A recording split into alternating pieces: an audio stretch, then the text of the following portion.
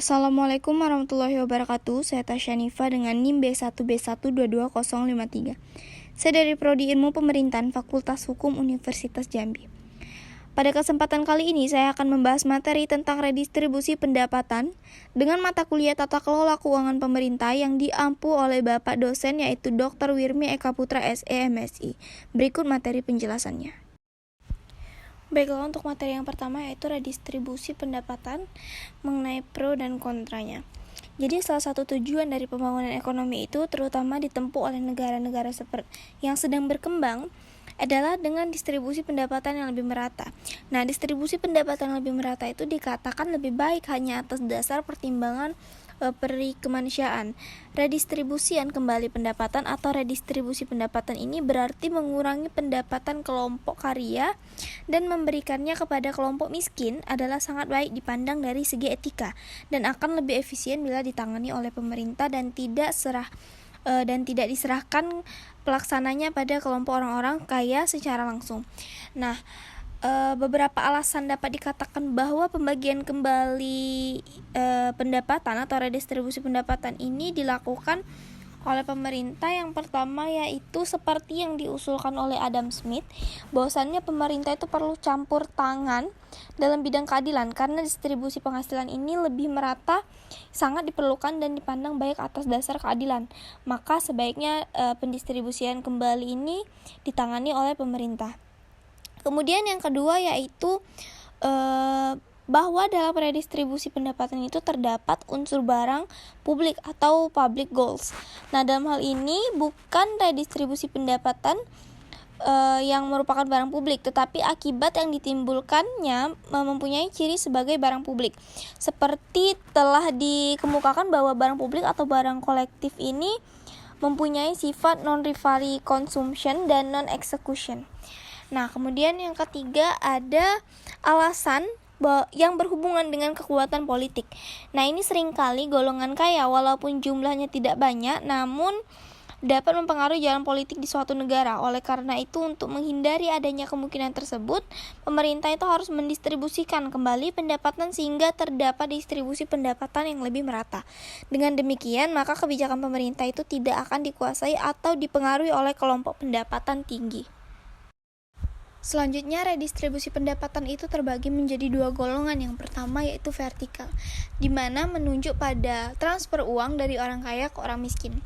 Nah, di sini jaminan sosial itu merupakan bentuk dukungan warga masyarakat yang kuat kepada masyarakat yang lemah secara ekonomi. Analoginya adalah distribusi terjadi dari atas atau warga kuat ke bawah sebagai warga lemah sehingga membentuk garis vertikal. Yang kedua ada redistribusi horizontal, bahwasannya transfer uang antar kelompok yang terjadi dari kelompok suatu ke kelompok lain. Nah, jaminan sosial seperti ini misalnya beberapa dukungan finansial yang diberikan kepada anak-anak yang kelak membayarnya manakala mereka sudah dewasa dan diberikan kepada orang sakit yang membayarnya ketika mereka sudah sehat kembali. Untuk poin selanjutnya ada kualitas pengukuran derajat ketidakmerataan distribusi pendapatan. Yang pertama ada the size distribution of income atau the personal distribution of income. Nah, pengukuran atas dasar ini biasanya dilakukan oleh ahli ekonomi. Cara mengukurnya adalah dengan masing-masing individu itu dicatat penghasilan per tahunnya dari sejumlah individu yang diteliti secara sampling. Yang kedua ada the functional distribution of income atau share distribution. Nah, ukuran ini menjelaskan tentang bagian pendapatan yang diterima oleh setiap faktor produksi, berapa yang diterima oleh buruh upah, pengusaha keuntungan, pemilik tanah atau sewa, pemilik modal berupa bunga atau jasa sesuai dengan fungsi masing-masing faktor produksi tersebut. Selanjutnya ada teknik redistribusi pendapatan. Nah, ada beberapa teknik atau cara untuk pembagian kembali pendapatan atau redistribusi pendapatan yang pada pokoknya itu dapat digolongkan menjadi 3 macam, yaitu berupa transfer tunai. Nah, transfer tunai ini terdiri atas pajak pendapatan negatif. Nah, dalam transfer tunai ini ada beberapa macam pendekatan guna mendistribusikan pendapatan antara lain yang disebut dengan pembayaran transfer atau negative income tax atau disebut juga dengan pendapatan tahunan yang dijamin atau guaranteed annual income.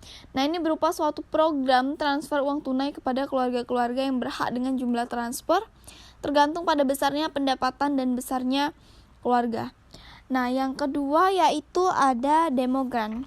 Nah, demogrant ini adalah suatu bentuk transfer tunai di mana semua anggota dari sekelompok demografi menerima transfer yang sama.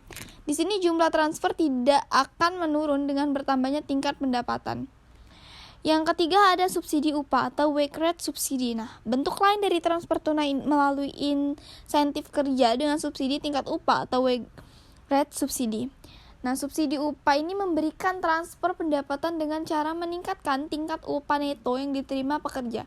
Transfer ini berbentuk tambahan terhadap tingkat upah per hari dengan tambahan yang semakin tinggi bagi pekerja yang tingkat upahnya semakin rendah. Selanjutnya yang kedua ada transfer in natura. Nah, guna mengadakan redistribusi pendapatan, transfer ini dapat dilaksanakan baik secara tunai maupun secara in natura atau dalam bentuk barang. Bila transfer itu dalam bentuk tunai, maka uang tunai itu dapat dibelanjakan terhadap barang atau jasa yang dikehendakinya.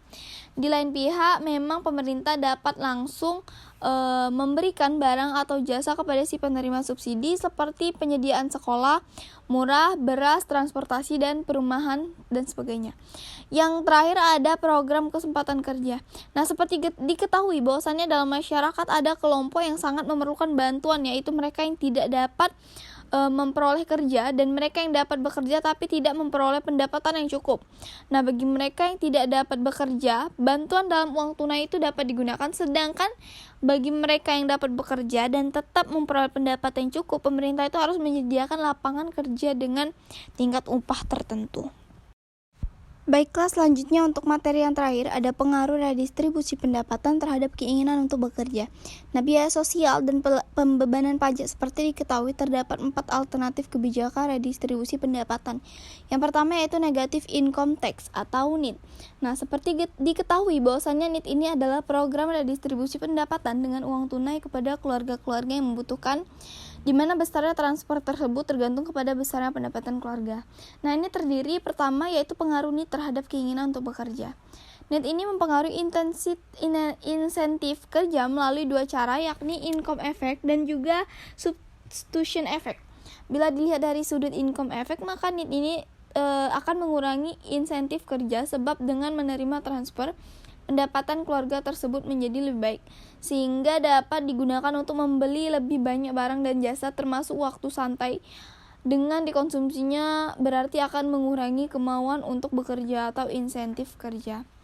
Bila dilihat dari sudut substitution effect, maka NIT ini juga mengurangi kemauan bekerja sebab dengan makin tingginya pendapatan transfer yang diterima dari suatu keluarga akan semakin rendah.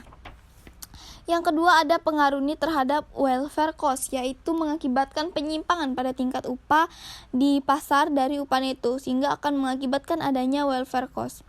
Yang ketiga ada pengaruh NIT terhadap tax insight. Nah, NIT ini cenderung mendorong pengusaha untuk mengurangi tingkat upah yang dibayarkan.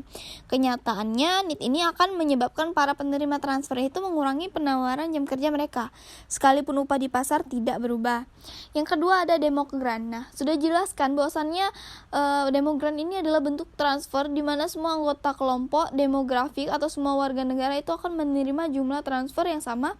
Secara sepintas, demogrant ini tidak mempengaruhi insentif kerja karena setiap orang akan menerima transfer yang sama tanpa melihat tinggi rendahnya penghasilan, dan demogrant ini tidak mengurangi upah. Demikian pula besarnya transfer itu tidak berkurang apabila pendapatan itu naik. Nah, yang ketiga ada wage rate subsidies atau WRS. Nah, subsidi tingkat upah adalah transfer yang dilakukan oleh pemerintah dengan jalan menaikkan tingkat upah neto tenaga kerja.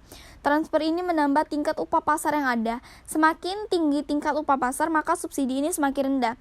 Namun, tenaga kerja yang memperoleh upah tinggi juga memperoleh WRS ini. Dengan cara ini, maka buruh yang bekerja lebih lama itu akan mendapat penerimaan yang lebih tinggi.